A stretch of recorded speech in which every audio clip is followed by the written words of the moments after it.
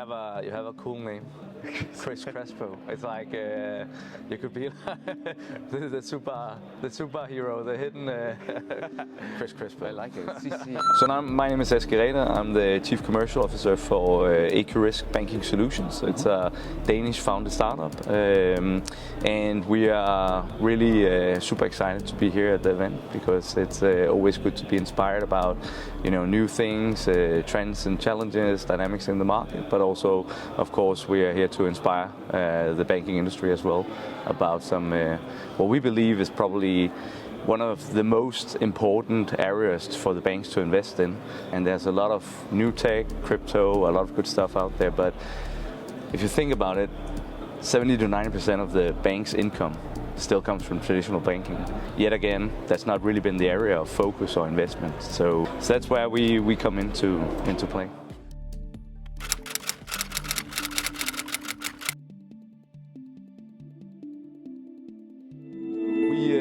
So AQRISK is really helping the banks to, we say, operationalize the risk appetite. Mm-hmm. And by that we mean allowing the management team to, they obviously define the risk appetite, but really to define, manage, maintain the return requirements throughout the organization. So by product, per customer, and really providing the organization to have a sophisticated engine, risk-based pricing that takes in the cost and breaks that down per customer, per product level, and then really allows the relationship managers to have the right insights, actionable insights we say, to be able to leverage the right information and then ensure that the business they're doing with their customers is profitable.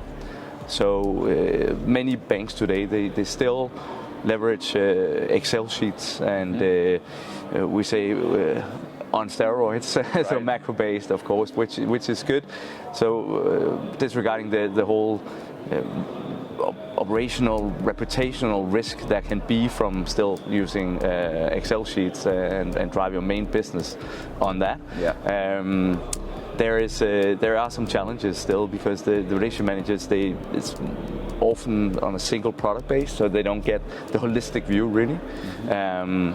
And I think if you can empower the relationship managers with real data insights and have a framework where it's actionable, so it's not just a BI tool on top that says something. Yeah. It's actually a solution that allows the relationship managers to understand what should the right rate be to be profitable, but also what if we change things? So what if we look at your pension fund? What if we look at your other investment? We take that into account as well.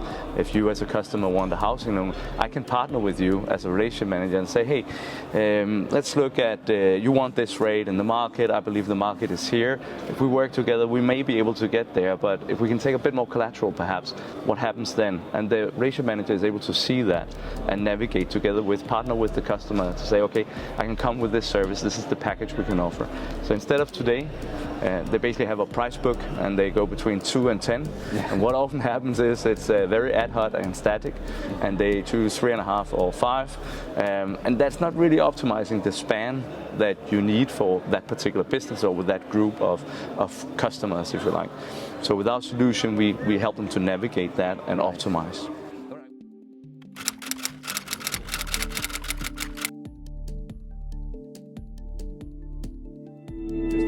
I think that there's a good number of studies out there. So Deloitte has come with their banking outlook for 2023, and they kind of break it up into, so what are the different dynamics we see in the market, or they see in the market, and they obviously look at there's a lot of pressures on banks, and one of the key things is to sustain profitability or become profitable. Mm-hmm. That's probably for a lot of them. If you look at the macroeconomics, they've done a study.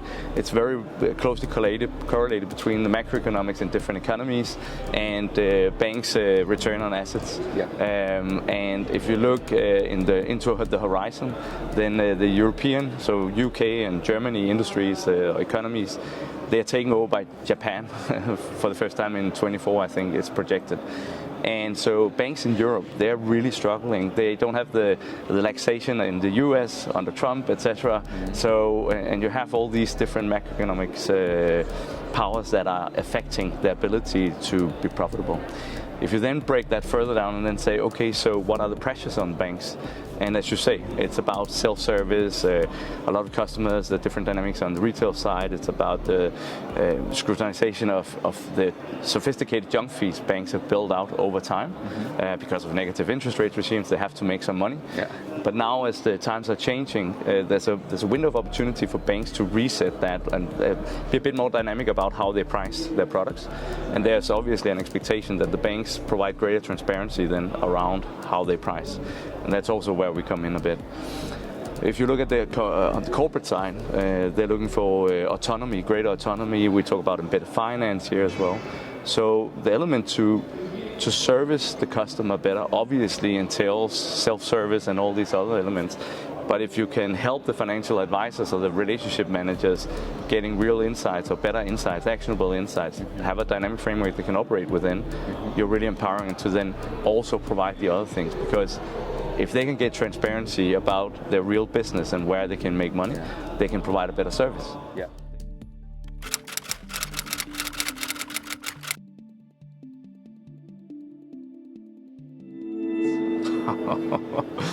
In 3 words, I think we have a healthy ecosystem in the Nordics. I think it's thriving, and I think there is good collaboration between the industry and the fintech players. So I have good hope and expectation for that we can really take what we have here and bring that to other markets as well. Fantastic. Yeah. All right. Well, thank you very much for stopping by. Thank you so much. Great meeting you. Good. All right.